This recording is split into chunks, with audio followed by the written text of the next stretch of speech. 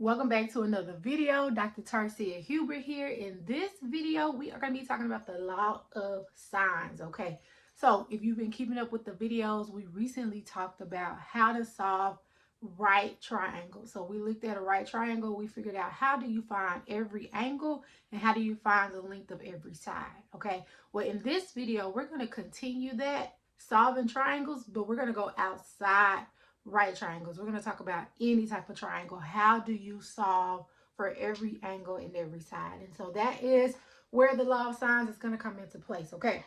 So now you can solve a triangle as long as you have 3 pieces of information with at least one of them being the side. Okay. So you need to know at least one side and then 2 more other pieces of information. So it can be a combination of angles and sides. Now there are 4 cases of what can happen with 3 pieces of information. You can have one side and 2 angles. You can have 2 sides and 1 angle. Now, the 2 sides and 1 angle is going to be different if that angle is between the 2 sides or if that angle is not between the 2 sides. So that's 2 separate cases, okay? So case 1, you have 1 side and 2 angles. Case 2, you have 2 sides and an angle, but that angle is not between the 2 sides. Case 3, you have 2 sides and an angle, but the angle is actually between the 2 sides. Sorry, I'm doing this with my fingers, but I'm thinking about my sides and my angles. And then case 4 is where you have all of the sides, okay? And so in this particular video, we're going to look at how do you solve the triangles where you have 1 side and 2 angles. And so we call that side angle angle. How do you solve for a triangle when you have 1 side and 2 angles? So it can actually be side angle angle, or it could be angle side angle. It just depends on where that side is, if it's between the 2 angles or if it's not between the 2 angles. We're going to start with just the basic acute angle, the acute triangle. This is an acute triangle. And we could do the same thing with an obtuse triangle, and I'll show y'all how that works in a little bit. But if we start with an acute triangle, what we're going to do is we're going to create a line that goes directly down the middle, a perpendicular bisector that creates 2 90-degree angles, a 90-degree angle there and a 90-degree angle there. And we're going to take this and break it into 2 right triangles. So the first right triangle, let me grab my ruler, will look something like this. I'm going to call this point D, where that line comes down. So my first right triangle, will look something like this. And it will have A, B, and D. And remember, the little letters are opposite the angle. So this is angle A, so this will be side A. This is angle C, so this will be side C. And then I'm going to call this H for the height of that triangle. All right, that will be my first triangle. And then my second triangle will look like this. It's a little bit longer out. And then this is D, B, C, and this is A. And so now what I want to do is, I don't know these sides because this is B and it splits up, but we don't know exactly how it splits up. But what I do want to do is I want to find the sine of A. So the sine of A, and I want to find the sine of A because I know this side and this side. I don't know this side, so I'm going to use A and I'm going to use sine. Also, I don't know this angle. This is not angle B because it's split. I mean, this is a part of angle B, that's point B, but this angle is now split, so that's not the full angle B. So I'm using this angle A, and I'm going to use sine because I know these 2 sides. And I know sine is opposite over hypotenuse, so it'll be H over C, okay?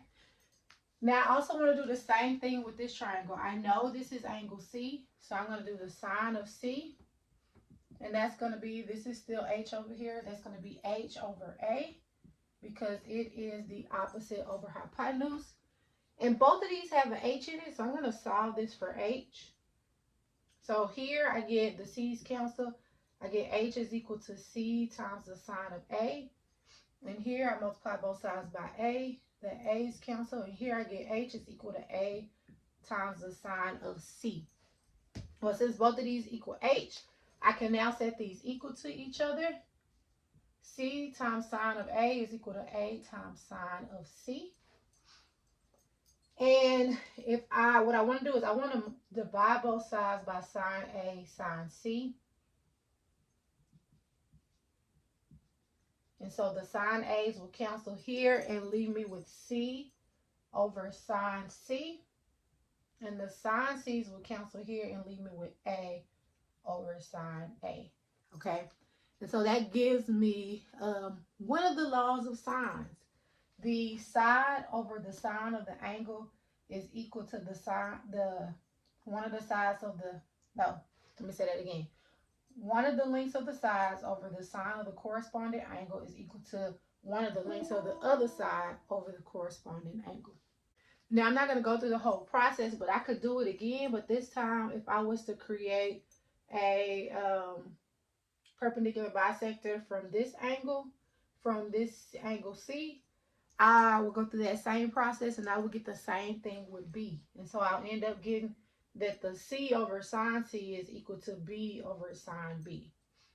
And so this basically gives us our law of sines. This is where the law of sines comes from, okay? So the law of sines is, if I rewrite it in order, or you can change the order, it's A over sine A equal to B over sine B, which is equal to C over sine C. Now, if I started off with an obtuse angle, I would get the same results. And so let me show you what that would look like.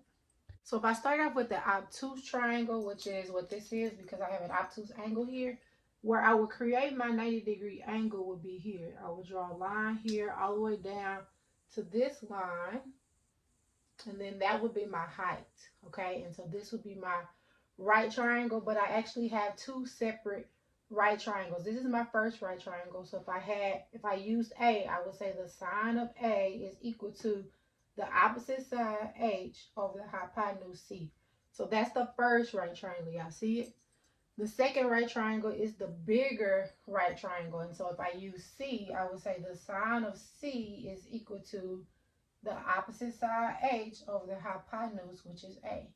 And I get the same results I got from the last one. You get H is equal to C times sine of A if you multiply both sides by C. And here you get H is equal to A times sine of C if you multiply both sides by A. And you set those two equal to each other and you get the same formula that we got earlier. So you end up with A over sine A equal C over sine C. And again, if you break up your triangle differently, you would also get that equals to B over sine B. And so this is the law of sines, and this is what we're going to be using to solve for triangles other than right triangles. So let's look at some examples. For this first example, we want to solve triangle ABC if angle A is 32 degrees, angle B is 81.8 degrees, and side A is 42.9 centimeters. And what I'm going to do is I'm just going to sketch a triangle. It doesn't matter how accurate it is. I just want to be able to label something with A, B, and C. And so I'm going to say this is my A, this is my B, and this is my C. Again, it doesn't matter how accurate it is. I just want to be able to label my sides that I have. So A is 32 degrees, B is 81.8 degrees, and then side A is 42.9. Now, if I want to solve this triangle, that means I need to find the measure of every angle and the length of every side. So I'm going to start, first of all, by finding angle C.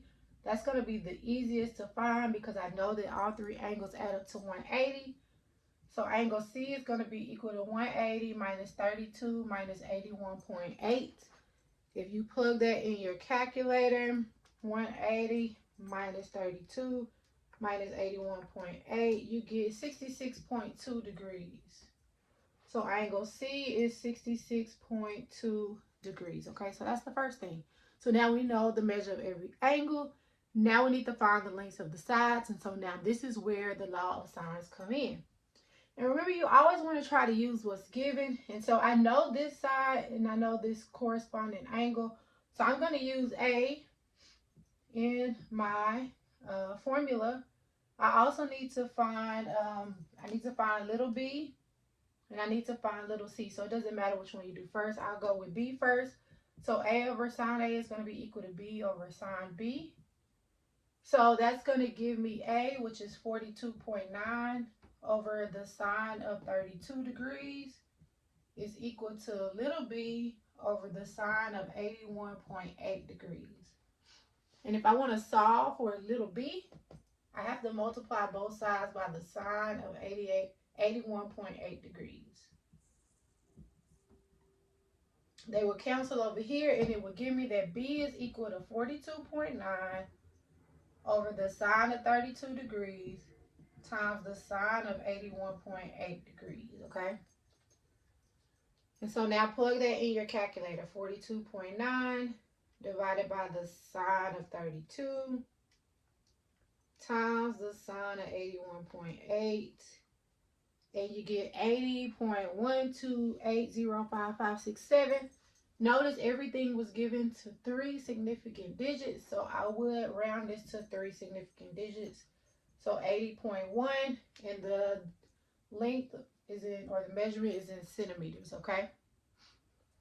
So that's how you will find B. So we know that B is equal to 80.1 centimeters. Now we need to find C. So now to find C, I still want to use the ones that were given. So I'm going to use A again, little a and sine A. And so that'll be equal to C over sine of C. So that would give me A, which is 42.9 over the sine of 32 degrees. That's going to be equal to little c, which is what we're looking for, over the sine of c, which is 66.2 degrees. So now if I want to solve for c, I need to multiply both sides by the sine of 66.2. So multiply by the sine of 66.2. They would cancel here, and that would give me c is equal to 42.9 over the sine of 32 degrees times the sine of 66.2 degrees. So 42.9 divided by the sine of 32 degrees times the sine of 66.2. And that gives me 74.07122,632. And again, if I round that to 3 significant digits, that gives me 74.1 centimeters, okay? And so that gives me C here, which would be 74.1 centimeters. And so we're done. We know the measure of every angle, and now we know the length of every side. So we have completely solved this triangle, and we have used the law of sines to help us find the missing pieces. If you have any questions about what we did here, please don't hesitate to put them in the comments, and I will respond. Let's check out another one. All right, for example 2, we want to determine the remaining sides and angles of this following triangle. And so we're given this triangle where we have 2 angles, and then we have a side. Let me see, what should that side be? We have this side right here. Sorry, I'm missing a piece. Because you got to remember, I said you got to have 3 pieces to be able to solve it. And what I had written, there was only 2, so I knew there was one missing. So actually, we have an angle, side, angle. In the last example, I forgot to point out, we had 2 angles in the side, but the side was not between the 2 angles. In this case, the side is between the 2 angles, okay? So we have angle, side, angle here, and the last one we have side, angle, angle. All right, so the first thing we can find is angle B. That's going to be the easiest thing to find because we know that all 3 angles should add up to 180. So B is going to be 180 minus 45 minus 105. Which that's 150, so that ends up giving us 30 degrees. So angle B is equal to 30 degrees. So now we have all the angles. Now we need to find the missing sides, which is little a and little c. It's little a because it's across from angle A, and it's little c because it's across from angle C. So now this is where we can use the law of sines. So we want to use what was given in the side that was given. Well, 10 was given, so we can use the 30 degrees. So we can say B over sine of B is equal to, if we go to find A first, we'll say it's equal to little a over sine of A. And it doesn't matter which one you find first. You just pick which one you want to go for. So B is 10 and angle B is 30 degrees. Little a, we don't know, that's what we're solving for. And angle A is 45 degrees.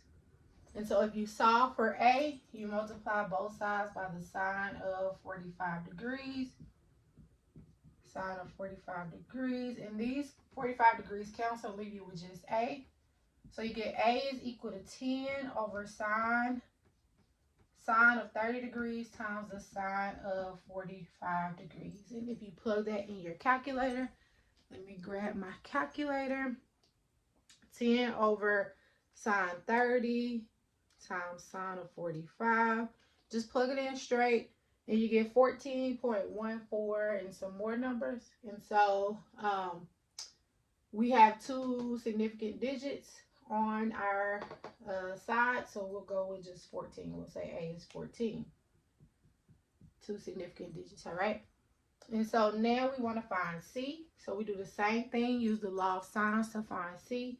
So we could again say B over sine B is equal to little c over sine C.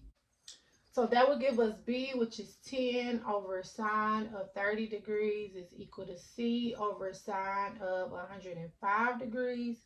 If you want to solve for C, you want to multiply both sides by the sine of 105 degrees. Those sine of 105s will cancel, and that would give you C is equal to 10 over sine of 30 degrees times sine of 105 degrees. So if you plug that in your calculator, 10 divided by sine of 30 times,